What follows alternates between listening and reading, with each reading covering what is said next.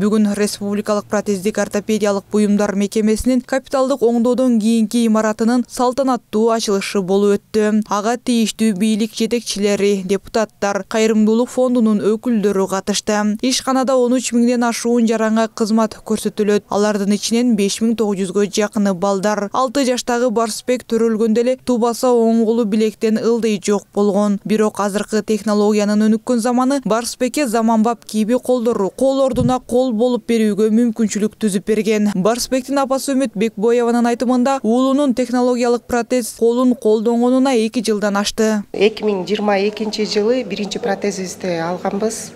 Ушул жерден кийип буюрса көнүп жакшы. Бул экинчи протезибиз. Көнүп калды. Кичинекей майда конструкторлорду кармап, конфетти ачып, ушинтип калдык да. Бала бакчага барат. Бала бакчага барганда ошо киби деп достору аябай кызыгып, киби протез. Достору аябай кызыгып, кошо мен дагы ушундай киби кол алам деп кызыгып ушинтишет да балдарчы. Бул оңой технология, суудан коркпойт, электроникасы иштейт. Булчуңдардын жыйылышы менен бул схват деген функцияны аткарат да.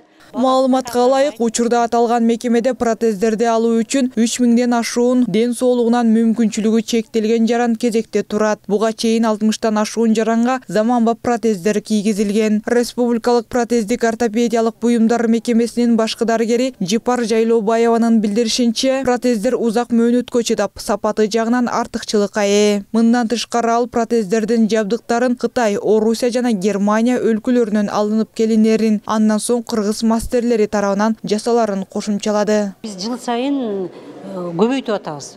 10дон баштаганбыз, азыр 60ка жеттик. Ошондо биздин учетто 3000 лобузу турат. Ошондо биз баарына жасап бергенге аракет кылып атабыз. Бирок бул эмнеси жакшы? Бул башка протездерди жылына алмаштырса, бул 2-3 жылда бир алмашат да. Ошо менен биз выигрываем. Анан баягы зато качествосы жакшы да 2-3 жылга жайдайт. Ошон үчүн биз жыл сайын 10дон 20дан көбөйтүп 3000 тең баары мондай современный модульный протез кийгенге аракет кылып атабыз.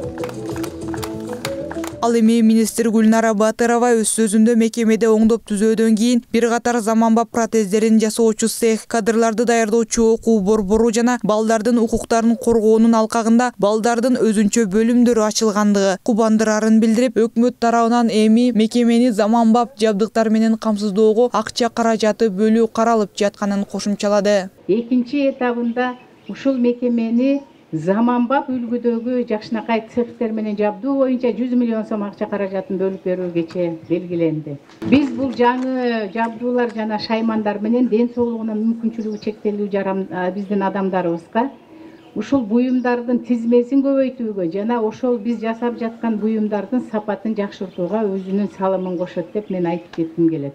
Андан тышкары ушул мекемебиздин оңдоп түзүлүшү биринчи кезекте ушул жерде иштеп жаткан биздин кызматкерлерибиздин эмгек шарттарын жакшыртууга өзүнүн чоң өбөлгөсүн түзөт деп айткым келет. Белгилей кетсек, имарат 1988-жылы курулган жана андан бери капиталдык оңдоодон өткөн эмес. Курулуш иштеринин биринчи этабында Кувейттин Шейх Абдулла Нури кайрымдуулук уюму демөөрчүлүк кылган. Айтурган Жапаркулова, Эрлан Кыдырбеков, Нью ТВ.